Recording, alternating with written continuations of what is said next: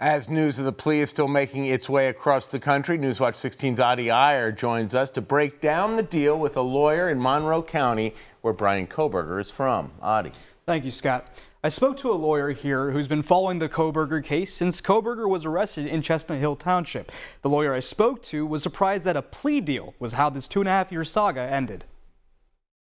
Definitely a letdown. There's definitely a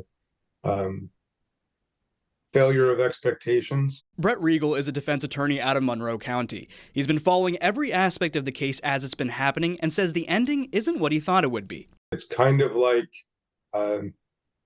if you were watching the Super Bowl or whatever the sport happened to be, and somebody came out partway through and said, "Okay, we're done." You're like, well, what do you mean?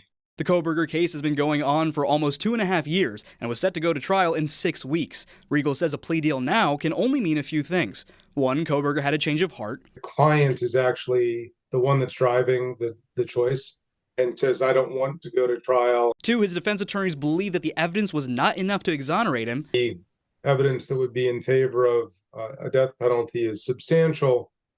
We expect that you would get the death penalty, and then the client makes the final decision. And 3, Kohberger decided the risk of a death penalty conviction would hurt his chances to appealing his case in the future. Better for me to make a deal that I have some control over than to risk my appeals being decided quickly and I'm facing the executioner quickly. Kohberger taking the plea deal was something Riegel thought was unexpected, especially due to the notoriety of the case. Murders happen all the time. How many of them get statewide coverage? How many of them get regional coverage? How many of them get national coverage? How many of them get national coverage on an ongoing basis? And it's an unusual thing to have happen.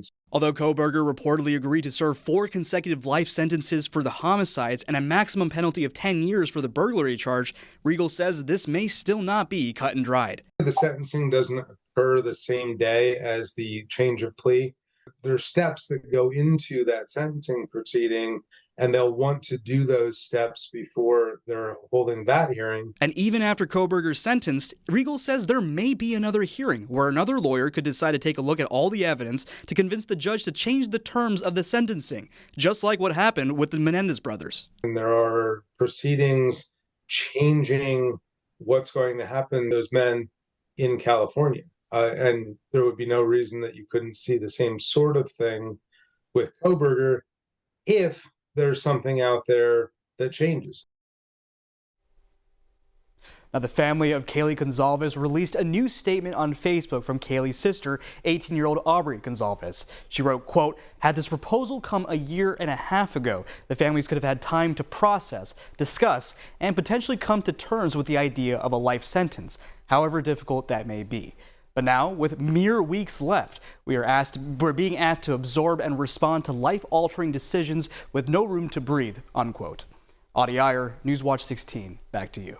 Thanks, Adi. You can find complete coverage of the University of Idaho murders from day one. It's all on our website, WNEP.com, including our exclusive web series, Case of Interest, Kohberger.